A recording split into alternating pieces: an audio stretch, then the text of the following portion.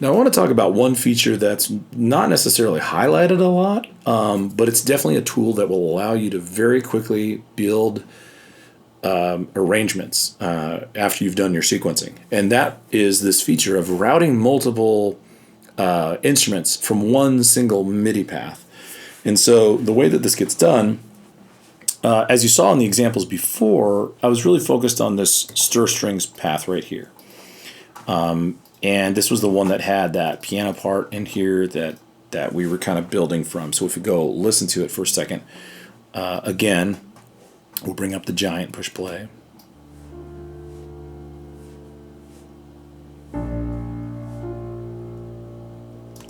Great. Okay, nice and simple. Okay, so what we're going to do from there, though, is take a look at, okay, well, if we didn't have all of these tracks available to us, and if we wanted to just very quickly, before we start stacking everything or copy pasting and moving things around in different sections, what if we just want to audition what this thing's going to sound like as it's spanned over different parts?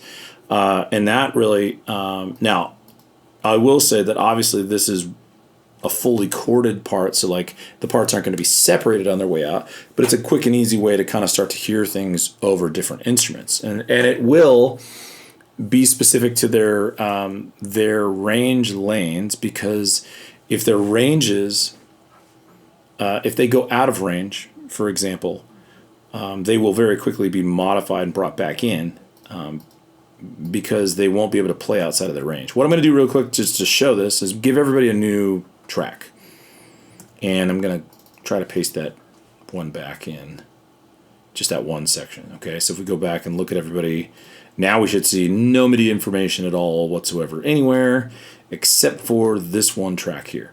And what I'm going to do with this then is I'm going to go ahead and route it, and this is the key. We have to know the names of where we're routing, because that makes it complicated. If we don't, we have to know who we're routing to and where they are. And so in this instance, it will feel a little messy, but normally at the very top of the track, you route your instrument. Or maybe you even don't. Most of the time it's set up for you. So I'm receiving all incoming MIDI messages, great, from the input, and here's the output. I'm routing to my track on my stir strings. Great, okay. But if I want to go in and I want to start to add other instruments, then what I do is I actually hold control on my keyboard. It's actually a real simple process.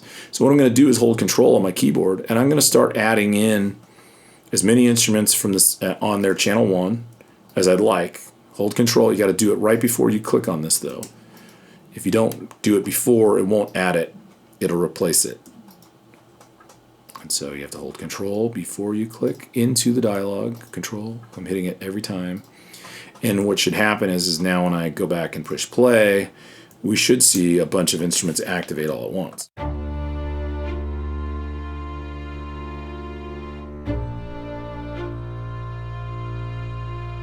You know, and really, if I want to just do that to everybody, I could just bring in, you know, like, what does it sound like on each one of these, right?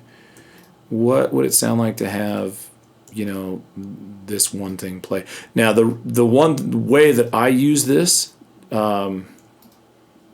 honestly, in composition sometimes, is I'll use this to give me a big bombastic hit. And what I mean by that is, if I add in all my horns and I add in all my strings and I add in some percussion and I move them on their individual virtual instrument to a certain octave, then when they play, they'll actually be acceptably in no matter what note I play. So the one thing I'm not showing here is right now I'm actually just pushing play. But if I record enable this now on my keyboard, I can actually activate all these instruments in one shot.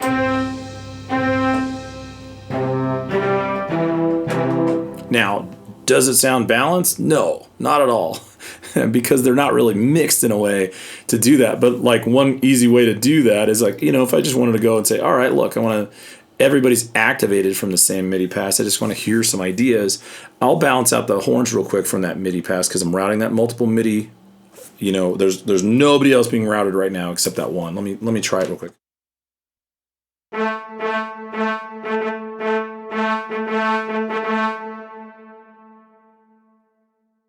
Now, it feels like it would be nice to have a trumpet up the octave. That's my trumpet 1 right here.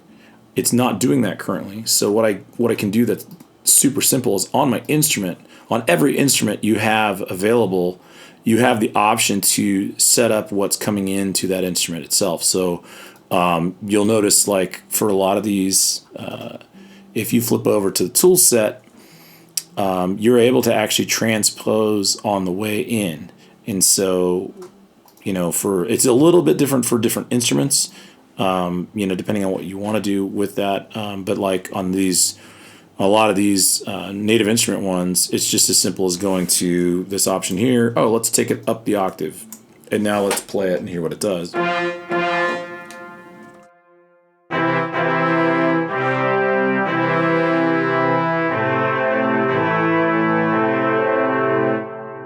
And it's like all of a sudden we can hear a stack. Now all of a sudden we're stacking off of just one MIDI performance, but yet I have 8 different tracks that are open.